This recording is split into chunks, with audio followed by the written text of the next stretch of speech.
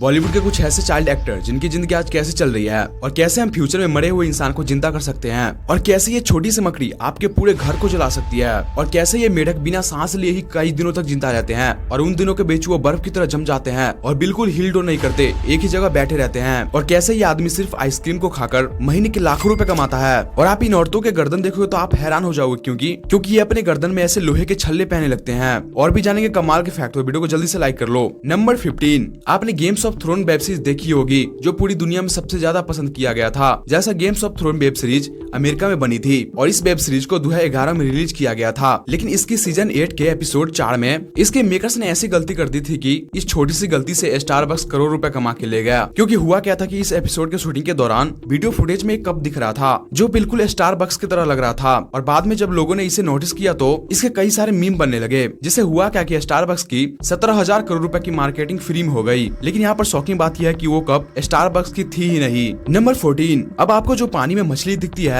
उसके जगह पर आपको रोबोटिक मछली दिखे तो आप हैरान मत होना, क्योंकि न्यूयॉर्क के एक इंस्टीट्यूट में साइंटिस्टों ने ऐसे रोबोटिक मछली तैयार किया है जो पानी में डालते ही वो पानी में चला जाता है और मछलियों के झुंड में जाकर उससे दोस्ती कर लेता है, और इतना ही नहीं, वो मछली के ग्रुप का लीडर भी बन जाता है। दरअसल इस रोबोटिक मछली को इसलिए बनाया गया कि इसके मदद से साइंटिस्ट पानी के अंदर रहने वाले पशुओं पर नजर रख सके, और अगर पानी में कोई महामारी फैलती है तो साइंटिस्ट इस रोबोटिक मछली की मदद से पहले उस महामारी के बारे में जान लेंगे, जिससे होगा क्या कि इस महामारी से पानी में रहने वाले जंतुओं को बचाया जा सकता है। नंबर 13, आज किसी इंसान की मृत्यु हो जाती है तो वो इंसान कभी भी जिंदा नहीं हो सकता। अगर ये बात 5 साल पहले बोला जाता तो ठीक था, लेकिन अभी नहीं, क्योंकि अब अमेरिका में लोगों के डेड बॉडी को संभाल के रखा जा रहा है, जिसे आगे आने वाले सालों में उन्हें जिंदा किया जा सकता है। दरअसल अमेरिका में क्रायोनिक्स नाम की ये कंपनी है जो किसी व्यक्ति के मर जाने पर उसकी बॉडी अपने लैब में ले आती है, और सबसे पहला प्रोसेस होता है कि उस मृत शरीर के ब्लड को एक विशेष केमिकल के जरिए बदल दिया जाता है, यानी उस शरीर में खून की जगह ये केमिकल भर दिया जाता है, और उसके बाद उस बॉडी को ऐसे स्टील के बड़े बड़े कंटेनर में उल्टा लटकाकर उसे ऐसे ही छोड़ दिया जाता है, और उस बॉडी को 196 डिग्री सेल्सियस तापमान पर रख दिया जाता है ताकि उसे आने वाले सालों में जिंदा किया जा सके। लेकिन ये प्रोसेस काफी ज्यादा महंगा है, क्योंकि एक शरीर को ये कंपनी रखने के लिए $2,20,000 जो इंडियन रुपीज में 1.8 करोड़ रुपए के लगभग होती है, इतने पैसे लगते हैं। और कमाल की बात यह है कि कई लोग अपने शरीर को ऐसे रखने के लिए पहले से ही लाइफ इंश्योरेंस करवा लेते हैं ताकि उनके मरने के बाद उनकी बॉडी को ऐसे जमा के रख सके और फ्यूचर में ऐसे कोई तकनीक आए जिससे मनुष्य को जिंदा किया जा सके। लेकिन ये सुनने में काफी ज्यादा फ्यूचरिस्टिक लगता है। नंबर 12, अगर आपको घर में ये मकड़ी दिखे तो उसके पास भूलकर भी आग न ले जाना, क्योंकि ये मकड़ी आपके पूरे घर को जला सकती है। क्योंकि इस मकड़ी के बाहरी शरीर काफी ज्यादा कठोर होते हैं, लेकिन इस मकड़ी के शरीर के अंदर हीमोलिम्फ नामक एक तरल पदार्थ मौजूद होता है, जिससे होता क्या है कि इस मकड़ी के पास जैसे ही आग जाता है या तेज गर्मी आती है तो उस गर्मी से ये तरल पदार्थ गर्म होने लगता है और गर्म होकर भाप में बदलने लगता है। लेकिन मकड़ी के बाहरी शरीर इतने सख्त होते हैं कि उस गैस को बाहर नहीं निकाल पाती, और थोड़े ही टाइम बाद ज्यादा प्रेशर से गैस में बाहर निकलती है तब उसके शरीर ऐसे फट जाते हैं, बिल्कुल किसी फटाके की तरह। नंबर 11, अगर आप और हम कुछ समय के लिए सांस न ले तो हमारी जान हल्क में आ जाती है, लेकिन तुम जरा इस खास तरीके के मेढक से मिलो जिसका नाम वुड फ्रॉग है, और जैसे ही ठंड बढ़ने लगती है तो वुड फ्रॉग का लीवर भारी मात्रा में ग्लाइकोज यानी शर्करा बनाने लगता है, और इस प्रोसेस में उसे ग्लूकोज में बदल देता है, और बाद में यही घोल उसके खून और शरीर में फैल जाती है, जिसके कारण उसका लगभग 65 से 70% शरीर में मौजूद पानी बर्फ बन जाता है। और इसका रिजल्ट क्या होता है कि वुड फ्रॉग पूरे बर्फ के टुकड़े जैसा बदल जाता है, जो देखने में ऐसा लगता है कि इसका काम खत्म है, लेकिन क्योंकि इनके सांसें, दिल, धड़कन और दिमाग की सारी एक्टिविटी रुक जाती है। सिंपल भाषा में बोलूं तो ये काम करना ही बंद कर देती है, और ऐसे ही ये मेढक 7 से 8 महीने तक जिंदा रहती है बिना सांस लिए हुए। और जब मौसम गर्म होती है तो इसकी शरीर की बर्फ पिघल जाती है और शरीर में खून का आदान प्रदान होने लगता है, और कुछ ही घंटों में उसका दिल धड़कने लगता है और वह फिर से उछल कूद करके फिर से नॉर्मल जीवन जीने लगता है। मतलब प्रकृति इतना अजीब है ना कि उसके बारे में जितना बोला जाए उतना ही कम है। नंबर 10, आज आप जब चाहो तब अपने फोन निकालकर अपना सेल्फी ले सकते हो, लेकिन आपने कभी सोचा है कि सबसे पहली सेल्फी आखिर किसने ली थी और क्यों? तो देखो, दुनिया में सबसे पहले सेल्फी साल 1839 में रॉबर्ट कार्नेलियस ने लिया था, और ये अमेरिका के फोटोग्राफर थे। दरअसल हुआ क्या था कि सबसे पहले कार्नेलियस ने अपने पिता के दुकान के पीछे जाकर ऐसे कैमरे को सेटअप कर दिया था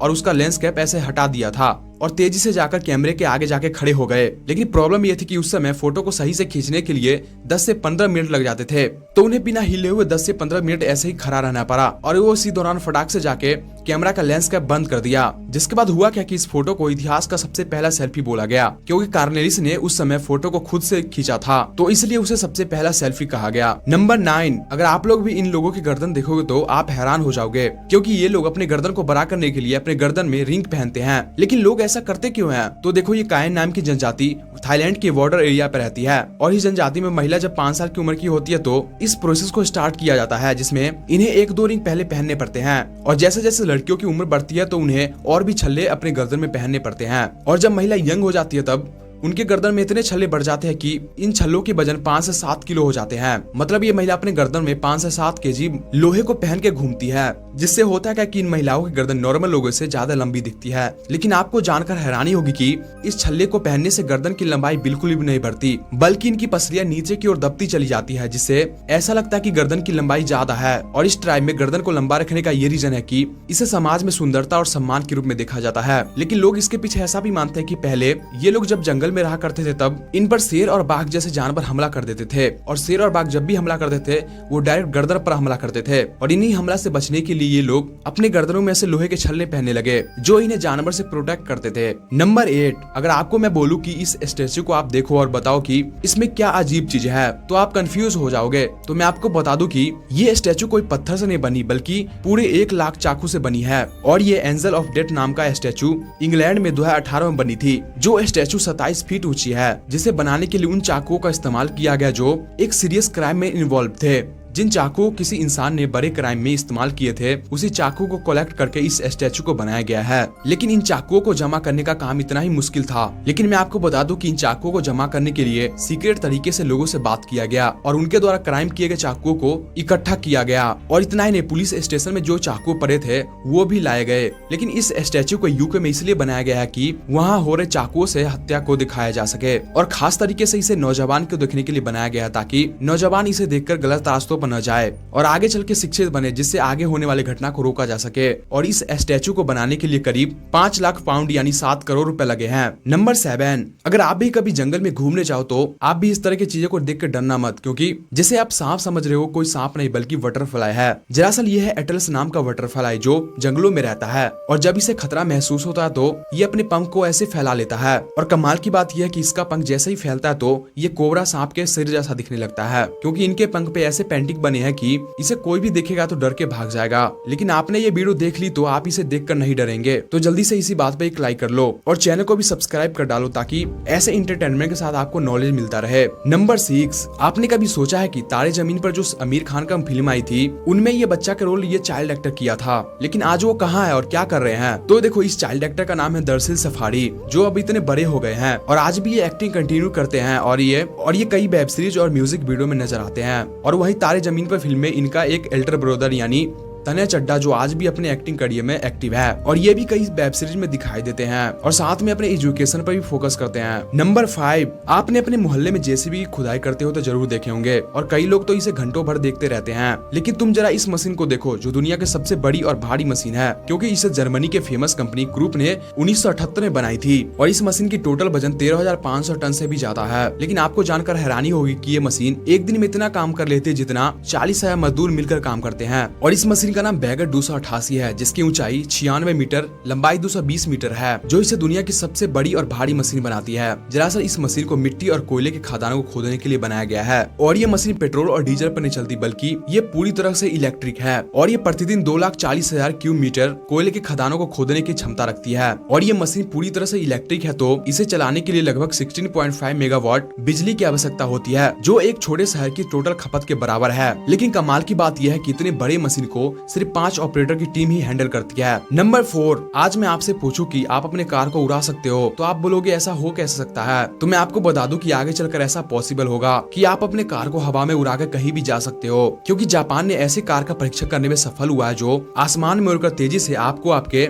डेस्टिनेशन पर पहुंचा सकती है। जैसे स्काई ड्राइव और एनईसी जैसी कंपनी इस पर अभी से काम कर रही है। इन कंपनियों का ऐसा मानना है कि ये फ्लाइंग कार अभी कुछ मिनट के लिए हवा में उड़ सकती है और 30 मीटर ऊंचाई पर आसानी से जा सकती है। इससे होगा क्या कि ट्रैफिक जाम से लोगों को राहत मिलेगी और लोग सड़कों पर बिना लाइन लगे ही ऐसे हवा में उड़कर अपने डेस्टिनेशन में पहुंच सकेंगे। लेकिन यहाँ पर सवाल यह था कि ये कारें तो आसमान में आपस में टकरा सकती है, तो इसका सोल्यूशन क्या है? तो देखो, इस फ्लाइंग कार में ऐसे सेंसर्स लगे हैं जो इसे एक दूसरे से टकराने से रोक सकेंगे। और इतना ही नहीं, जापान इसके लिए खास नियम और एयर ट्रैफिक सिस्टम भी तैयार कर रहा है। नंबर 3, अगर आप सोचो कि आपको कोई नौकरी दे जिसमें आपको सिर्फ आइसक्रीम खाकर ये बताना है कि आइसक्रीम कैसा लगा, तो आपको कैसा महसूस होगा? लेकिन ये बिल्कुल सच है, क्योंकि ये जॉब होती है आइसक्रीम टेस्टर की, जो आइसक्रीम टेस्ट करके ये बतलाता है कि ये आइसक्रीम लोगों को पसंद आएगी या नहीं। और मैं इसका एग्जांपल दूं तो आप मिलो ये जॉन हैरिसन से, जिनका जन्म 1942 में कैलिफोर्निया में हुआ था। और बचपन से ही जॉन हैरिसन अपने चाचा के आइसक्रीम फैक्ट्री में जाया करते थे और वहां रहकर दिन में 2-4 आइसक्रीम चट कर जाते थे। और ऐसा करते करते जॉन हैरिसन को आइसक्रीम का स्वाद इतना पता चल गया था कि वो किसी भी नए आइसक्रीम को टेस्ट करके ये बता देते थे कि लोगों को ये आइसक्रीम पसंद आएगा या नहीं। और जॉन हैरिसन एंडीज नामक ये कंपनी में आइसक्रीम टेस्टर का जॉब करने लगे, जिसके बदले इन्हें पैसे के साथ साथ आइसक्रीम खाने को भी मिलता था। नंबर 2, आपने भी देखा होगा कि सचिन तेंदुलकर एयरपोर्ट पर बिना चेकिंग के ही अंदर चले जाते हैं, मतलब इन्हें नॉर्मल इंसान की तरह कोई चेकिंग नहीं करवाना पड़ता। तो क्या आपने कभी सोचा कि ऐसा होता क्यों है? तो देखो, विराट कोहली जैसे पॉपुलर क्रिकेटर को भी चेकिंग की जरूरत पड़ सकती है, लेकिन सचिन तेंदुलकर को नहीं, क्योंकि सचिन तेंदुलकर को 2014 में सर्वोच्च नागरिक सम्मान यानी कि भारत रत्न मिला था। और जिस भी पर्सन को भारत रत्न मिलता है उन्हें एक स्पेशल पर्सन की तरह ट्रीट किया जाता है, यानी उन्हें एयरपोर्ट या किसी भी जगह पर जाने से कोई रोक नहीं सकता, क्योंकि सचिन तेंदुलकर भारत रत्न लेने वाले इंसान है। तो इसका मतलब ये है कि वो भारत के सर्वोच्च व्यक्ति हैं। नंबर 1, ये औरतें अपने ओठों को काट कर उसमें ऐसे लोहे के प्लेट पहने लगती है, लेकिन ये औरतें ऐसा करते क्यों है? तो देखो, होता क्या कि मुर्सी और सूरी नाम की ट्राइब इथियोपिया में रहती है, और इस ट्राइब में होता क्या कि जब औरतें 15 से 16 वर्ष की हो जाती है तब इस प्रोसेस को स्टार्ट कर दिया जाता है, जिसके बाद इन औरतों के निचले ओठ को ऐसे काट कर उसमें छोटे से प्लेट डाल दिए जाते हैं। और जैसे जैसे औरतों की उम्र बढ़ती जाती है तो इन प्लेटों को बड़ा करते करते एक टाइम आता है कि ये प्लेट इतना बड़ा हो जाता है, और ऐसा करने से इनके ओठ खिंचते चले जाते हैं। इस ट्राइब में ये औरतें जितने प्लेट अपने ओठों पर लगाएगी उसे उतना ही सुंदर माना जाएगा। और कमाल की बात यह है कि इससे लड़कियों को ज्यादा दहेज भी मिलता है, क्योंकि इस ट्राइब में जब लड़की की शादी होती है तो इनके प्लेट के साइज के हिसाब से इन्हें भर भर के गाय दहेज में मिलती है। लेकिन इस जनजाति में ओठों पर प्लेट लगाना इनके आत्मसम्मान और संस्कृति को दर्शाता है। वैसे क्या आप इसे ट्राई करना चाहोगे? और अभी तक आपने वीडियो को लाइक नहीं किया तो जल्दी से लाइक कर लो। उम्मीद करते हैं कि इस वीडियो पर आप 10,000 लाइक कंप्लीट करा दोगे। मिलते हैं किसी नेक्स्ट वीडियो में।